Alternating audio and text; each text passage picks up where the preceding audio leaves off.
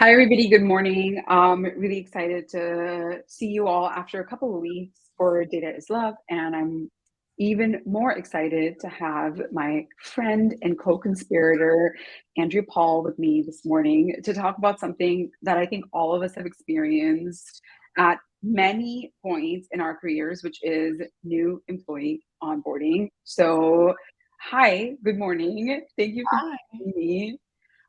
Will you just start with telling us a little bit about like who you are, what you've been up to Mhm. professionally?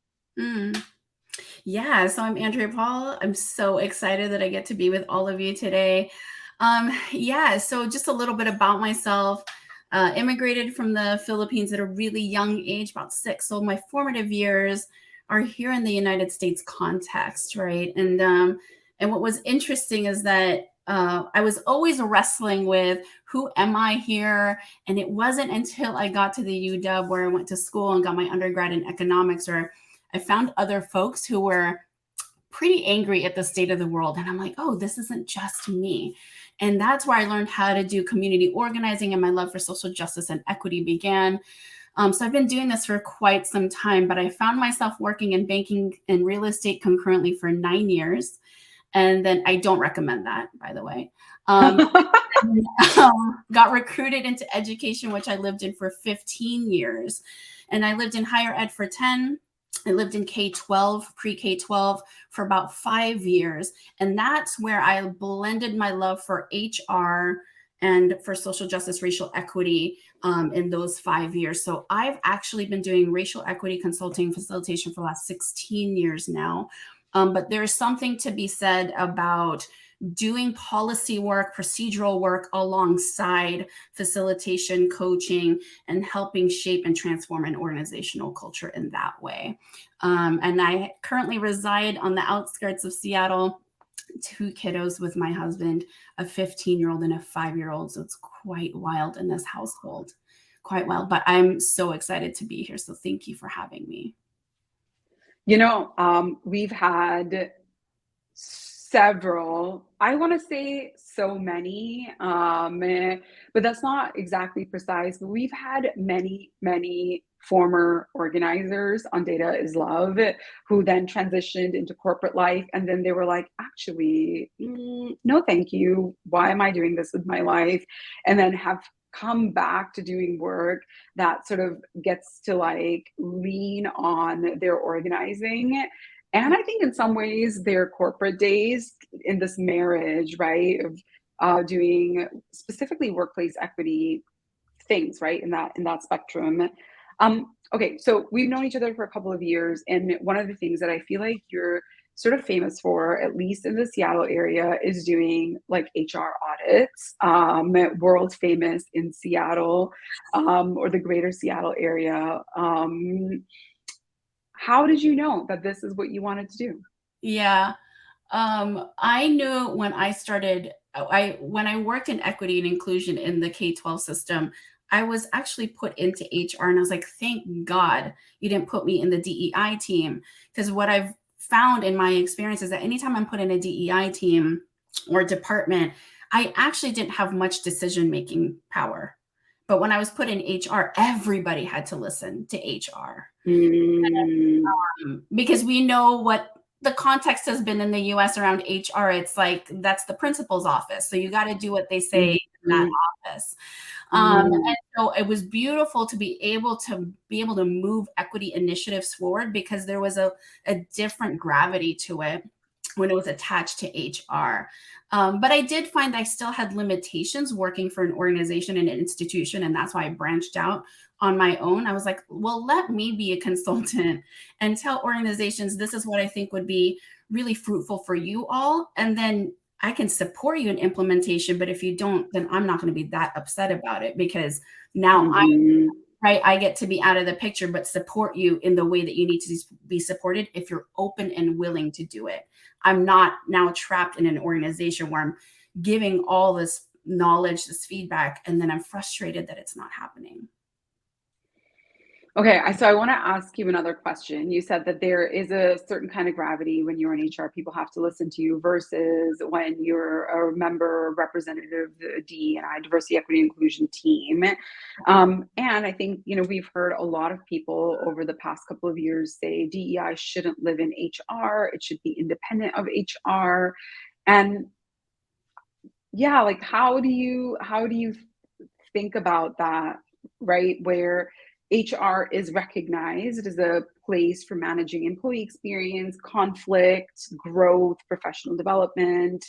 And a lot of DEI practitioners have come out and said, no, that's not where equity work should live. Yeah. Well, I agree with people that it shouldn't live there if people aren't actively doing the work of being anti-racist.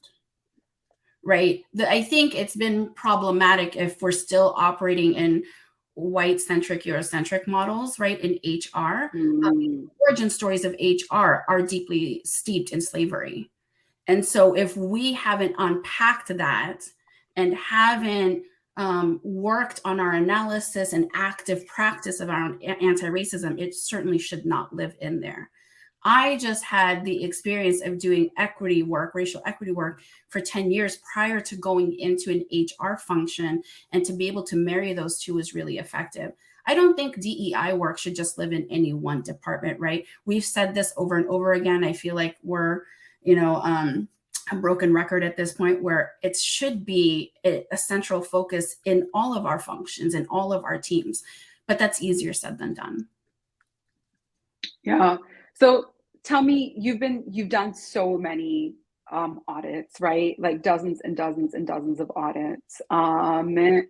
What happens when organizations, and I think leaders in particular, because you work really closely with leadership teams, when they're confronted with the facts about how equity is playing out in their organizations, and this is no longer at the level of theory, even this idea that the origins of HR, like I think so many policing governance functions are rooted in slavery, Jim Crow, in like legal and continued discrimination of people. Like all of those functions come from that place in the United States. Mhm. Yeah, but what happens when they're like being pulled out of theory land and are having to face the facts of how equity isn't showing up in the day-to-day practices? Yeah, I think the real lesson in that is that oftentimes they think a consultant will come in and give them best practices. Oh, if you just do X, Y, and Z, this will happen for you. And then they come to realize, especially when I do the audits that I do, is I look very closely at organizational culture. I'm not just asking people, hey, what policy do you want in your handbook? Or hey, what would you like in the onboarding process? I ask people, what is your culture of feedback? What is your conflict culture within your organization? And all of those things feed into why you're not able to implement best practices at your org. So for me, it's so like the jarring part for this for leadership is oftentimes, oh, we can't do it because there's something in our organizational culture we need to address. So folks oftentimes will be like, well, isn't this just Googleable? Like, sure. And and through employee interviews and gathering qualitative data, I've realized like there's a different narrative that doesn't allow you to implement best practices. And so when folks see that, like how often are they able to say, yeah, fine, I'm going to go work on the culture? And how often are folks saying this is too much? And like what are the range of yeah, like what's the range of responses when that happens? Because I think it is true. An employee handbook, like the best policies and practices in the best written handbook doesn't is not lived if you have an organizational culture that is hierarchical, that's prescriptive, that's very sort of lots of things, right? Like by dominant norms, policing people of color. Mm-hmm. Yeah. For me, I've experienced all of it. Right. I've experienced the let's change culture and I don't know where to begin. And that often happens. There's, it can be across the spectrum there. And so I'll often tell my clients, like when I give them a recommendations report at the end, I'll just say, hey, there's a way to approach this of like, what are the easy wins, right? I'm giving you Yeah. some simple language in your employee handbook you can do right now. There's other things that Mhm. other stakeholders to be involved in, right? There's going to be Mhm. board needs to be involved. Do you have the resources to do that? Who are your external stakeholders in this? And so that one takes a little bit more strategy and finessing. And so I always tell my Yeah. clients, I'm not just ditching you here, but how can we strategize? Mhm. And who is the owner of this work?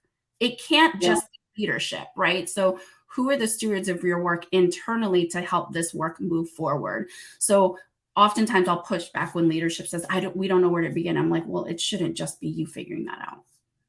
Mhm. Oh, I like that.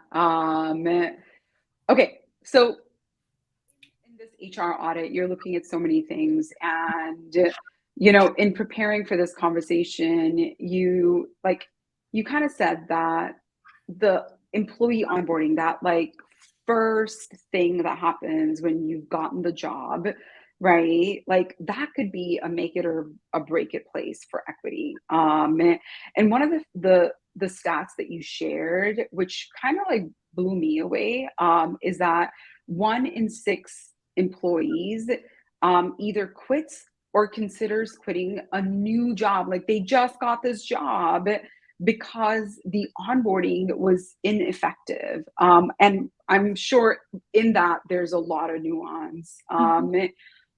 What is it like? What is it about onboarding? Because I feel like onboarding is a lot like K-12. Um, we've all done it so many times, right? Like one imagines this is a shared experience. Yeah. Yeah. It's more like what doesn't happen in onboarding that would compel somebody to stay, right? I've heard lots of employees will say things like, oh, they just had me do new hire paperwork and they gave me my login credentials. And then they said, here are the platforms in which you use just to just navigate it, like just explore. And then that's the extent of their onboarding. And they said, I have no idea who to go to for support. I don't know if HR is a Yeah, safe place yet, right? And then they'll also yeah, say too that it's like I don't know who my colleagues and my teammates are. And so I was told I would be supported in this process, but maybe we have different definitions of what support looks like. And so some key components around onboarding that I, have made recommendations to organizations I've worked with is that they should be at least 30 days in length, at least mm, 30 days in length. And there's a timeline, there's a checklist that both the supervisor, your manager, and the director, and you also have, right? So there's yeah, transparency in the process, right? It yeah, should be an opportunity to be reviewing your mission, your vision, your values. You're talking about the culture and why they're a culture add, not a culture fit, right? I'm not about hiring for culture fit, but what is this new employee and their role going to do to contribute to your overall vision and mission of the organization? I think you should also at least have, if able to, have a financial planner during the onboarding process. And ooh, say more. the reason why I recommend that is like often, right, we'll hand over a benefits package or a packet and say, hey, review this, right? Da, da, da, da, da. And we don't talk about retirement plans or anything like that. And so when we introduce a financial manager or planner in the onboarding process, we're having the conversation around money where we can hopefully Mhm. begin to address the generational wealth gaps that disproportionately affect BIPOC communities. I have, we've heard this saying before, our dreams are limited with our experiences and what we've witnessed, right? And so if I didn't grow up in an abundant household, right? A financially abundant household. I'm thinking paycheck to paycheck is my reality and will continue to be my reality. When I'm talking to a financial planner and I'm saying, oh, well, I think I'd like to retire by 55, but I have no way of doing that. And then we can map out what does that look like for you and what are the financial implications for me early on. Then maybe I can begin to think about what does my family get to look like because now I have this. What does what does the next generation get to have because I had this financial planning conversation? So that's one way to also do that. And I'm also a fan of stay interviews, y'all. Do stay interviews in your onboarding process. And I only ask 2 questions. One is what Ooh. attracted you to the organization, and two, what would have you stay at the organization. So now you have baseline data as to what it takes for you to best support your employees. When you do an exit interview, you want to be comparing that to that state interview. And what is the gap? Mm. You actually have a starting off point at this point, right? Of like, oh, that's the gap. What do we need to address internally that could have better supported the talent that we had? I feel like you're sharing things that I would never have thought about it. And I'm, as you were talking about like having a financial planner as part of the onboarding process, I'm just reflecting, on some of my own early jobs where, yeah, the onboarding is you get a packet, and being like a first gen college and, like kind of, like being somebody on a path to kind of a professional in air quotes job. Like my parents were not having conversations with me about 401ks, savings of retirement. It was very much like spend as little money as possible and save a lot. But that actually is not an advice that any actual financial planner would give you. And like what a difference I think it would have made in that very first job I had in my 20s if somebody would have said that, look, you should be maxing out your personal contribution, right? And let me show you the math. Like if you max it out, your company is going to match 3%, 4%, 6%. And what does that look like in money today? And what does it look like in money terms 3 years from now? And I think similar conversations with HSAs and your health benefits, like how many people even know that they have it, how to use it, right? Plus, then you're being asked about what retirement fund do you want to invest in? You're like, what retirement fund do I want to invest in? From an option like a list of 500 because like what intelligence or experience do you have to manage that? Especially, I think you're right. If you come from a family where that's never been a conversation, right? Like, you weren't meeting with your wealth manager at 16. Were Right. you meeting with your wealth manager at 16? So I come from, You're again, welcome. a family of immigrants, right? And so my mom, the hustle was real, the grind was real. She was an entrepreneur from the get, right? Because who would hire her? And so 401k Mhm. was like a foreign language to me. I'm like, what are you talking about? What is retirement? And it Yeah. was startling. It wasn't until I got married and had a financial conversation. And my husband was like, what is that? And I'm like, don't look at this. It looks like my retirement balance looks like an area code, not a phone number. Yeah, because we didn't have this conversation. And so that's why I'm like always thinking about how can we address wealth disparity in such a way that supports your employees, and what better way to start than to do it in onboarding. I love that. I love that so much. You've given us a lot of like really helpful tips about, the length, a minimum of 30 days, having people meet folks, having the financial planner, somebody who like really explains benefits, and doing stay interviews, right? Like continuing to check in with this person that you've hired, like why they're here and will they continue to be here. um what Okay, what are some of the positive impacts when companies get this right? Because also in some of the data that you shared with me that actually blew my brain off was like 35% of companies in the US, they spend nothing on onboarding new employees, and that's absolutely like it's wild. It's one in three companies that spend nothing on onboarding, and if I was going to take a guess, it is the small and mid-sized companies. It's not a Microsoft that has a very extended onboarding, right? It's nonprofit organizations, education. um, why do they need to get it right on day one for that employee? Yeah. So I guess the way I pose it to organizations is that you have a decision in where you want to invest your money. You can invest your money in retention, or you can invest it in rehiring and retraining. And if it takes up to a year to bring folks fully up to speed in their role and in their function, that to me seems more difficult to do over and over and over again versus getting somebody on board, especially if it's talent. Talent is hard to come by nowadays, right? And so if there's somebody who's a culture add and you have them on your team, why wouldn't you want to make the investment in making sure that they're fully supported in this, right? So it's just going to save you money because, right, some of the stats I also shared was that it takes up to 6 to 9 months worth of salary to fill or backfill a position. And so Yeah. I'd rather just, which is more cost effective, right? That or the onboarding process, right? Which you could do pretty well if anywhere between $4,000 to $6,000 if you really invested well.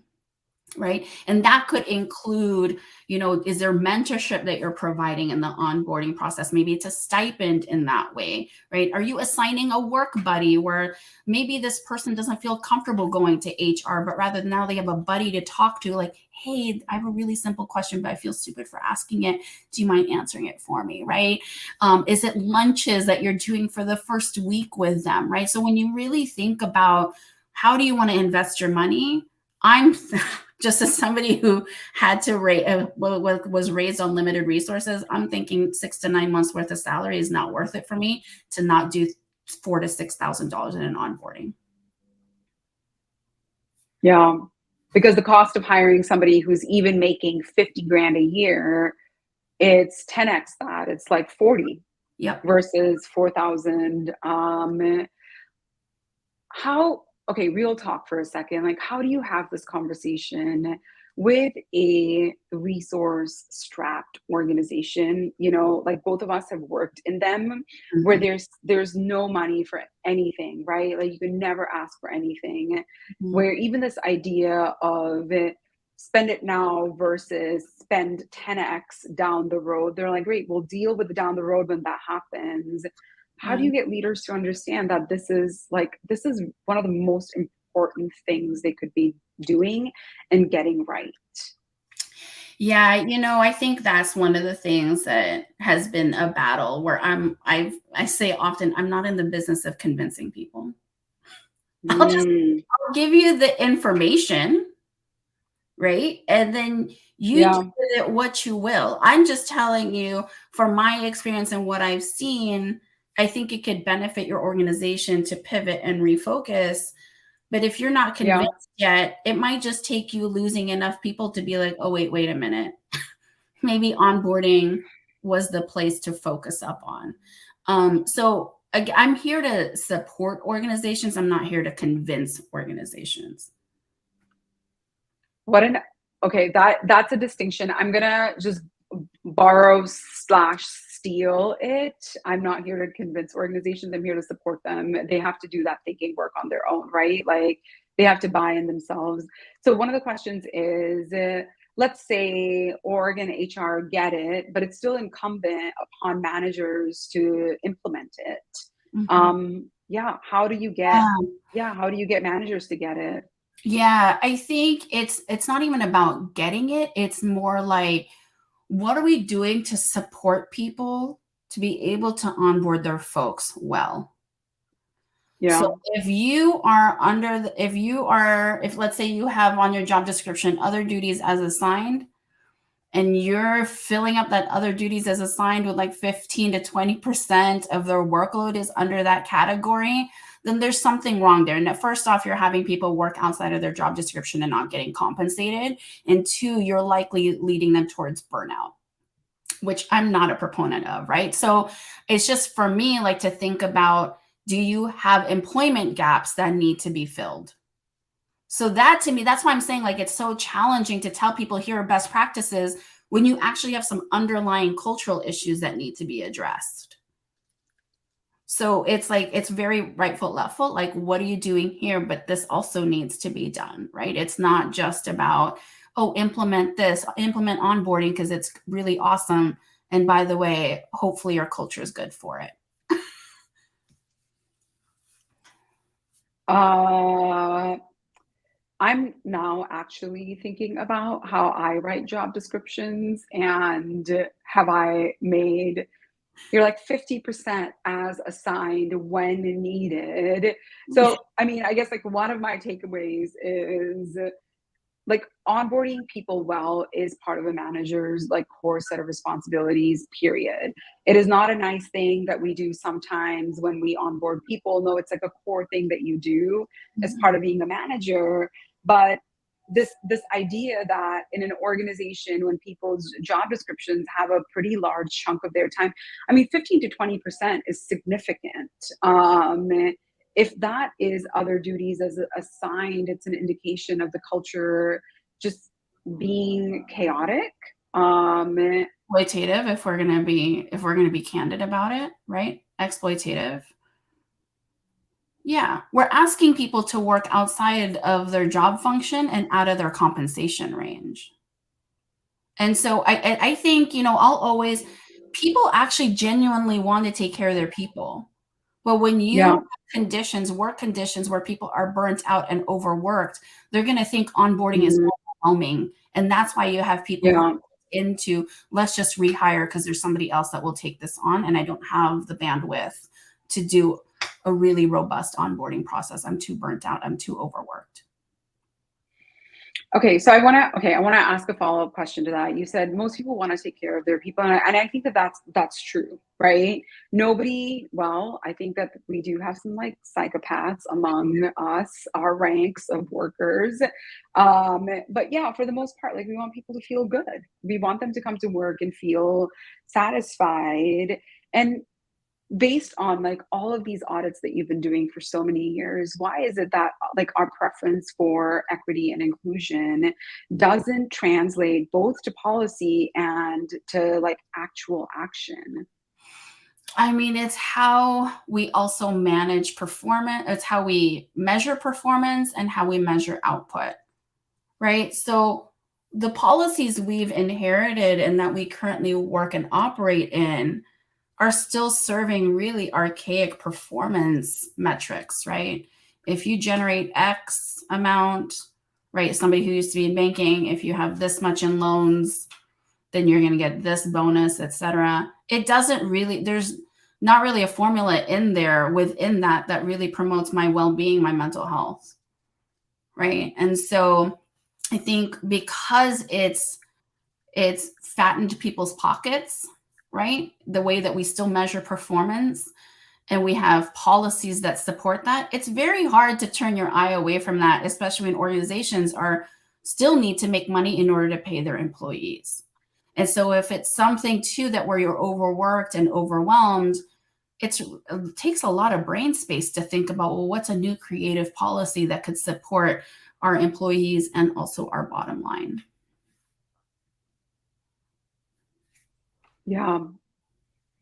Um, what would be like, I guess I'm just curious, like what is a way to measure performance that's steeped in equity? You know, like what would we measure instead? Because I think, you know, I'm with you. It's not only is it archaic, but I think that there is it in that way of measuring. I think especially in for-profit companies, right? Like, did you meet your sales target?